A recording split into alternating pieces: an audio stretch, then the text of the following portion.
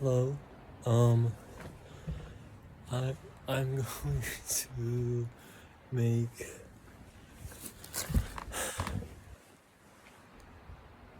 this is during the night.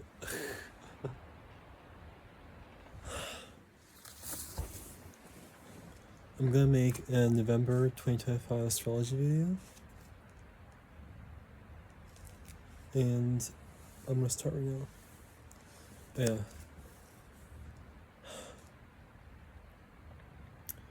November 4th, Mars enters Sagittarius.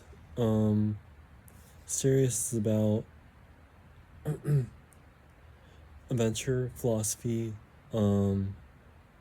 discovering new grounds. It's a fire sign. Mars enters Sagittarius, so means that there's gonna be a lot of, let's say, forward movement energy, action energy around the topic of adventure, philosophy, taking new grounds type of situation.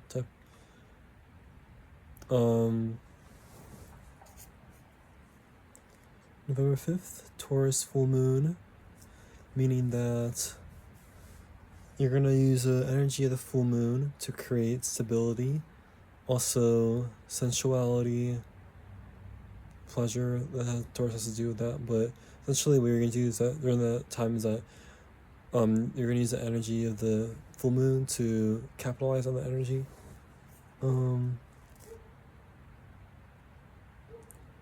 Venus enters Scorpio, means that a lot of, let's say, love energy is gonna be around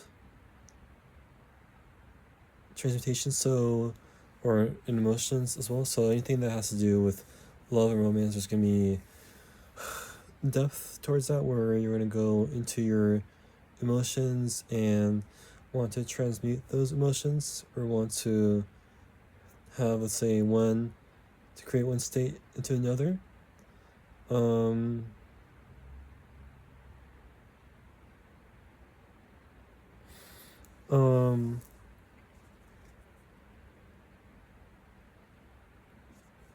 November 9th, Mercury retrograde begins in Sagittarius.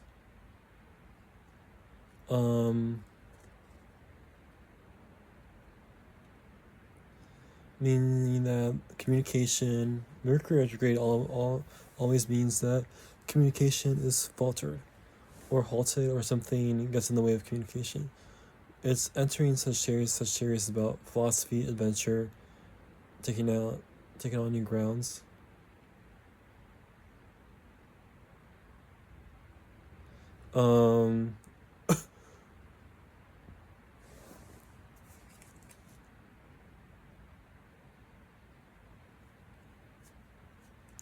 Meaning that communication, meaning that adventure part of life is actually going to be, ironically, that's what I read in the astrology journals, Astrology Today, is that the adventure part of Astrology Answers is that adventure part of life is going to be, how to say, it's going to be minimized, or it's going to be, how to say, it's going to be minimized, where there's going to be a lot of more requirements for space in that regards. November 11th, Jupiter retrograde begins in Cancer, meaning that Jupiter always, let's say, Jupiter retrograde always halts opportunities, and because Jupiter is a Cancer, it actually feels like there's gonna be an opportunity relative to, let's say, home life that's gonna be halted. But it could be Jupiter retrograde also could mean opportunities in general. It's gonna be, let's say, halted. It's gonna be slowed down. It's going to want you to focus on your intuition more, or what is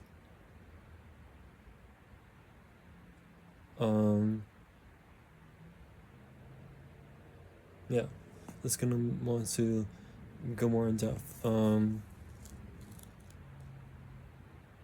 Mercury in Sagittarius, November 12th, Mercury in Sagittarius, meaning the communication and how to say this, communication and Mercury retrograde, meaning that communication is going to be, how to say this, Mercury retrograde, meaning Mercury retrograde is actually in Scorpio, meaning that communication is going to be not necessarily halted, but it's going to be more like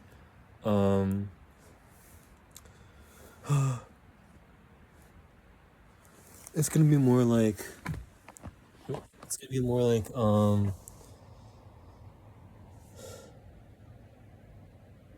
it's going to be more like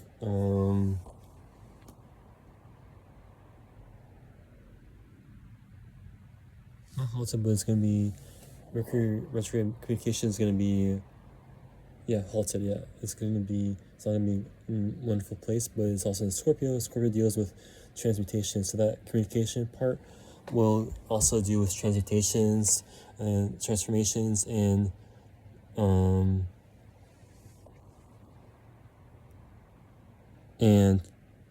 emotions as well. November 20th, Scorpio new moon. The Scorpio new moon is actually going to be a type of like preparing time, and every time I read about astrology, I always learn something new.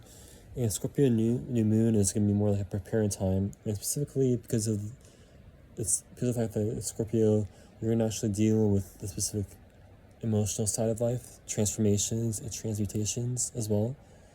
And so it's going to be kind of like preparing time for that for the next month. And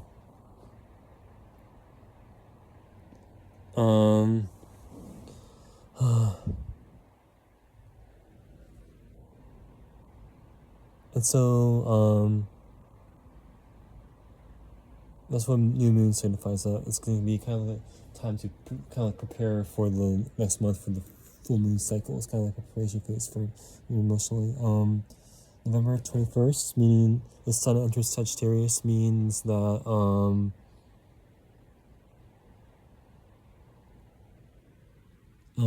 means that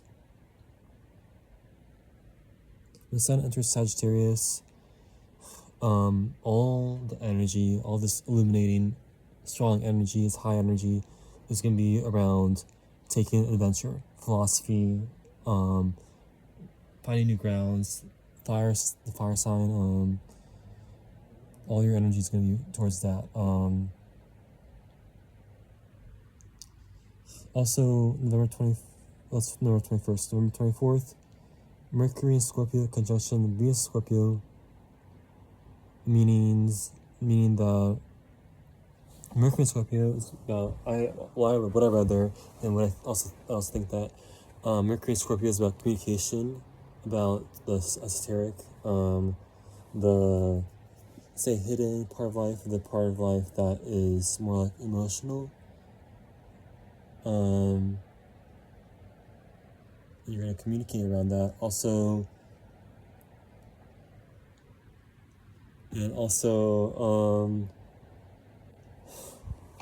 Venus Scorpio means that love and romance part of your life is going to be around, let's say, dealing with the emotions and transmutation. And so you're going to communicate a lot about your things, and it's going to be about your emotions, about transformations as well.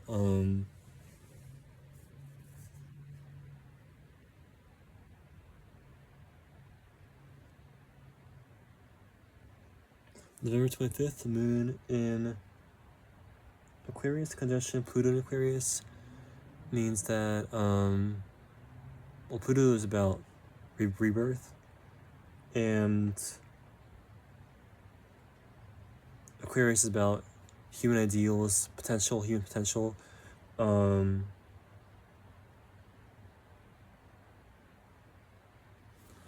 and innovation as well. So also Moon Aquarius is about instinctual desire, emotions, about that specific human potential, ideas. That's gonna be interrupting the sexual desire for those ideas or innovations. Gonna be interrupting this rebirth part of innovation, potential, and desire. It's not gonna be interrupting. It's going in tandem. So your actual emotional instinction to focus on this human potential and future and stuff like that and human ideals is going to be activated, and it's going to affect the Pluto in Aquarius as well, which is about rebirth as well.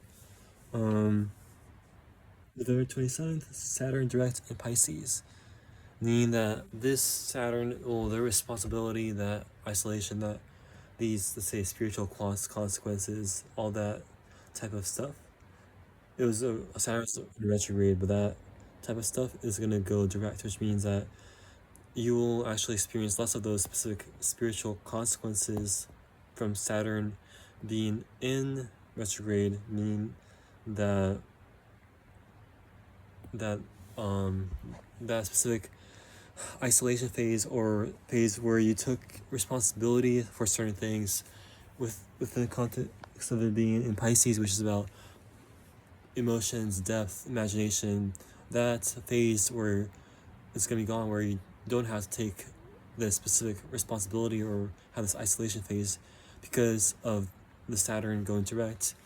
And it's interesting to see how in my life, how the way that Saturn, let's say the way that Saturn would be, let's say, in retrograde, is that there were actually a lot of things where I had to take responsibility for or experience direct consequences for. For instance, I had experience that could be deal with actually relationship things, but also deal with, let's say, it's funny because of the Neptune and being retrograde in Aries. Also can deal with the fact that I went to Hawaii for a month, and that was kind of like a risk. I feel like that's a form of responsibility, and lose my job also as well. And find a new one, of course. November 28th. First quarter moon in Pisces means that, of course, with the first quarter moon in Pisces, it's still kind of like a preparation phase. And with the first quarter moon on Pisces is about imagination, depth, emotions, as well as phases as well. November 29th, Mercury direct in Scorpio, meaning that this retrograde where the communication is, let's say, halted or faltered, that phase is going to be gone, where the communication is going to be stable again. November 30th, Venus enters Sagittarius, meaning that your love, romance, relationship part of your life is going to be about taking adventure, philosophy, taking new grounds.